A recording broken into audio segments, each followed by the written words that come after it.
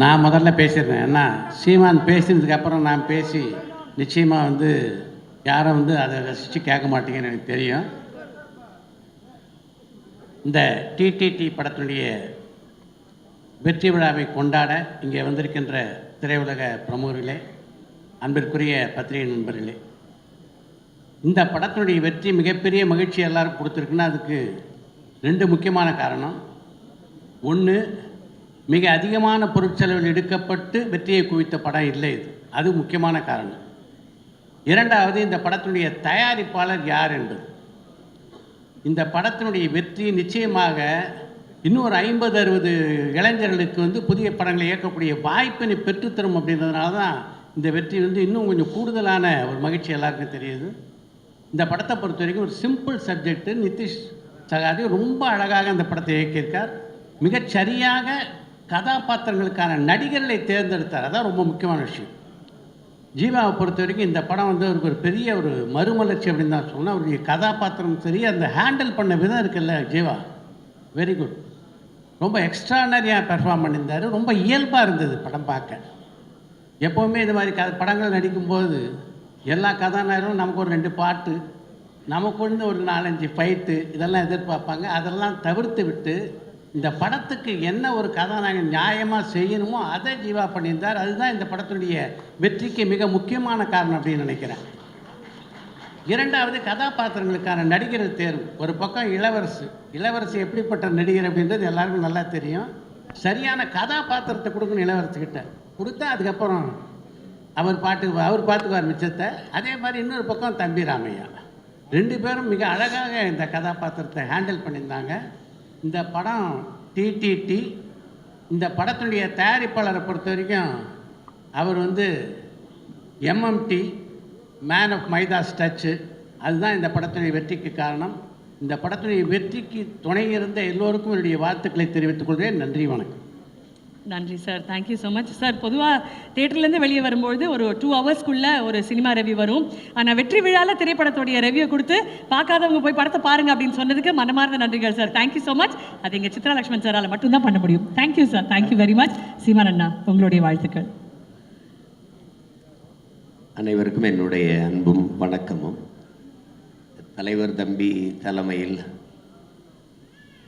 இந்த படத்தை பார்க்குற வாய்ப்பு கிடைக்கல. தம்பி தயாரிப்பாளர் என்னுடைய மதிப்பிற்குரிய ஐயா கண்ணன் அவர்கள் அழைச்சி பாருங்கன்னாங்க. நேரம் இல்லை. ஆனாலும் எல்லோரும் அந்த படம் பார்த்துட்டு எல்லோரும் ரொம்ப நல்லா இருக்குது அப்படின்னு சொன்னதில் எனக்கு ரொம்ப மகிழ்ச்சி. உங்களுக்கு தெரியும், இப்போ பாடல்கள் வெளியீட்டு விழா எல்லா படத்துக்கும் நடக்குது. வெற்றிக்கு ஒரு விழாங்கிறது ரொம்ப அரிதாக இருக்குது. அப்படி ஒரு படத்துக்கு நடக்கிறதுல பெரிய மகிழ்ச்சி. குறிப்பாக என் தம்பி ஜீவாவுக்கு இந்த படம் பெரிய வெற்றி அமைஞ்சதில் எனக்கு ரொம்ப பெரிய மகிழ்ச்சி. அவருக்கு களத்தில் சந்திப்போம் படமே ரொம்ப நல்லா இருந்தது. அந்த படமே ரொம்ப நல்லா இருந்தது. இப்போ இந்த படம் அவருக்கு ஆண்டு தொடக்கத்தில் பெரிய வெற்றியை பெற்று தந்ததில் எனக்கு பெரிய மகிழ்ச்சி. ஏன்னா முழுமையான ஒரு நடிகர். அவருக்கு நடனம், சண்டை காட்சி, நடிப்பு, உரையாடல், உச்சரிப்பு எல்லாத்துலேயுமே ஒரு தனித்திறமை கொண்ட ஒரு கலைஞன் அவர். அதோட இயக்குனர் நிதிஷ் அவர் 2வது படங்கிறாங்க. ரொம்ப எங்கள் குரு சொன்ன மாதிரி பொருள் செலவு இல்லாமல் அதை எளிமையாக எடுத்து ஒரு வெற்றியை தொடுவது என்பது ரொம்ப அரிது. இப்போ அன்னைக்கு நாங்கள் பேசிக்கிட்டு இருந்தோம் அந்த குருவோட நிகழ்வில். இப்போ நல்ல கதை இருந்தால் யார் நடித்தாலும் படம் ஓடும் அப்படிங்கிறதுக்கு டூரிஸ்ட் ஃபேமிலி மாதிரி படங்கள் பெரிய சான்று. தம்பி விக்ரம் பருவம் நடித்து இப்போ ஓடிட்டுருக்க சிறையெல்லாம் பார்த்தா இப்படி ஒரு படம் தமிழ் திரையுலகில் இப்படிலாம் படங்கள் வருதுங்கும்போது திரையுலகிற்கான ஒரு மறுமலர்ச்சி காலமாக இருக்குது. புதிதாக நல்ல படங்கள் வருது. அது வரவேற்கத்தக்கது.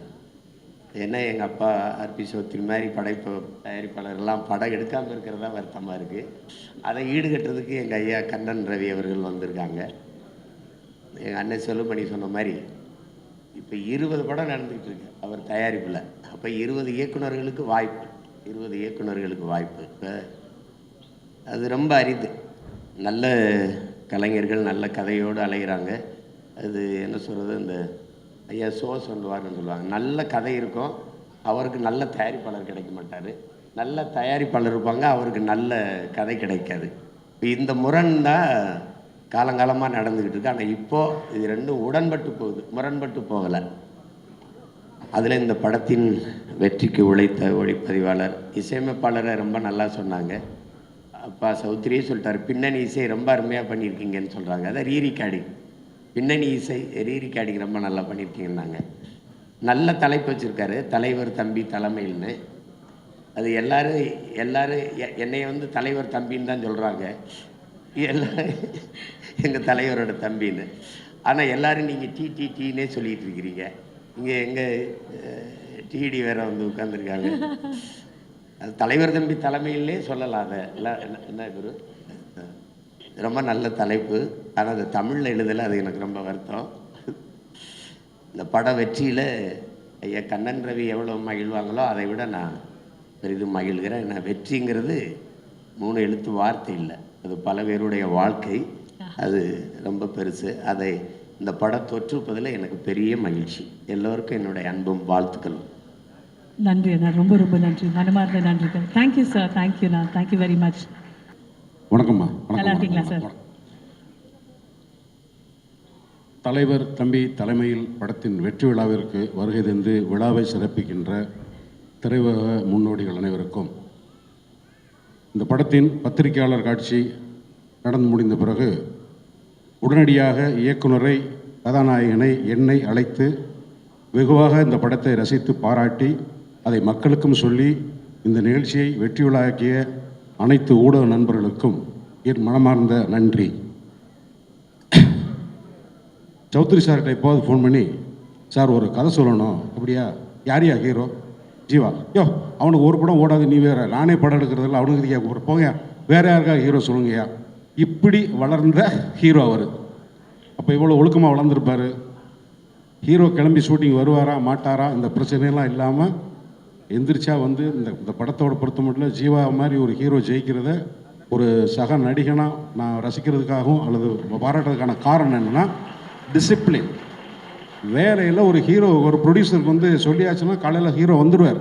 அவர் எந்திரிச்சிட்டாரா, குளிச்சிட்டாரா, தூங்கிட்டாரான்னு படம் எடுக்கிறான் எடுக்க முடியாது. அதனால் இந்த மாதிரி ஹீரோக்கள் இப்போ வந்தால் ஹீரோ தான் கம்மியாக இருக்காங்க. படம் எடுக்கிறதுக்கு ப்ரொடியூசர் இருந்தாலும் டைரக்டர் இருந்தால், டைரக்டர் புது டைரக்டர் நான் சீமான்லாம் கதை சொல்லி அலையும் போது அவர் மேடையில் பேசுகிறது கம்மி. சீமான் பாட்டு பாடி ஆடி டயர்டாகி சாப்பிட்றதுக்கு காசு இல்லாமல், பெட்ரோல் போடுறதுக்கு காசு இல்லாமல் அலைஞ்சு, அன்றைக்கி ஒரு 10 ஹீரோ இருந்தாங்க, எப்படியோ வந்துட்டோம். இன்றைக்கி இந்த தலைமுறைக்கு ஹீரோக்கள் கம்மி. அதனால் ஜீவா படம் ஓடுனதில் ஜீவாவோட அதிகமாக மகிழ்ச்சி அடைகிறது நான் தான். மேலும் இந்த படத்தோட director Nitish and cameraman Bablu, associate directors எல்லாரும் வந்து என்னென்னா, இப்போ இன்றைய சினிமாவுக்கும் தேவை ஒழுக்கமான டிசிப்ளினான ஒரு டீம். ஒரு நிமிஷம் கூட தேவையில்லாத பேச்சு, தேவையில்லாத சிந்தனைகள் இல்லாமல், அவுட் ஆஃப் ஃபோக்கஸ் இல்லாமல் சின்சியராக. இப்போ நான் அந்த படத்தில் கேரக்டர் பண்ணும்போது ஒவ்வொரு நாளும் நான் நடிக்க போகும்போது ரொம்ப எனர்ஜெட்டிக்காக போவேன். எல்லோரும் 5 மணிக்கு, காலையில் 5 மணிக்கு சாயங்காலம் 5 மணிக்கு போனோம்னா 6 to 6, சில சமயங்களில் 2 o'clock முடியும். அந்த செட் அசிஸ்டன்ஸ் 2 வீட்டுக்கு நடுவில் அந்த செம்பருத்தி பூவெலாம் நடனம். நாங்கள் 6 மணிக்கு போயிட்டு தூங்கிட்டு மறுநாள் சாயங்காலம் 5 மணிக்கு வருவோம். ஆனால் அவங்க 2 மணிக்கு வந்து ரெடி பண்ணால் தான் சாயங்காலம் பண்ண முடியும். அந்த பசங்க பேரெலாம் எனக்கு தெரியல. உங்களுக்கு வந்து நீங்கள் இருக்கிற திசை நோக்கி நான் இருகரம் கூப்பி கும்பிட்றேன்ப்பா. உங்களுடைய உழைப்பு தான் இன்றைக்கி இந்த வெற்றியாக மாறி இருக்கு. அதுக்கப்புறம் வந்து எனக்கு மனைவியாக நடித்த மணிமேகலை எங்கே இருக்காங்க? நான் வாழ்த்துக்கள்மா. இந்த மாதிரி ஒரு வெற்றி நடந்துக்கிற வள்ளி, அவங்க நக்லைட்ஸில் நடித்த, நம்ம பேர் மறந்துட்டேன்.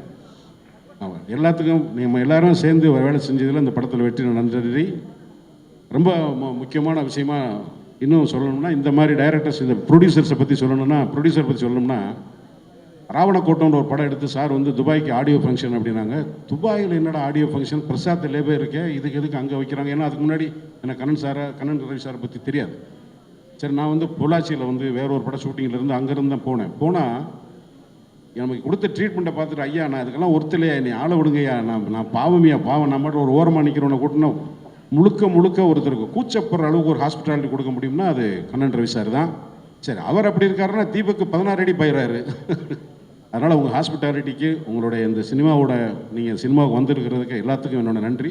இந்த படம் வந்து ஒரு வெற்றி படமாக அமைஞ்சதில் ரொம்ப நன்றி. 2026 இது ரிலீஸ் ஆகுமா ஆகாதா, எப்படா ரிலீஸ் ஆக போகுதுன்ற பயத்தோடு இருக்கும்போது நாளைக்கு ரிலீஸ், 4 ரிலீஸ். மதுரையில் காலையில் ஃபஸ்ட்டு ஷோக்கு ஆள் இல்லைன்னாங்க, செகண்ட் ஷோ சாயங்காலம் ஃபுல்லாகிடுச்சு. இந்த செய்தியெல்லாம் கேட்டு சித்ரா சார் நாங்கள்லாம் இருக்கும்போது பாரதிராஜ் சார் படங்கள்லாம் இருக்கும்போது இப்படி தான் எப்போவாவது ஒரு சக்ஸஸ் அமையும். அந்த மாதிரி நடந்ததுக்கு ரொம்ப ரொம்ப நன்றி.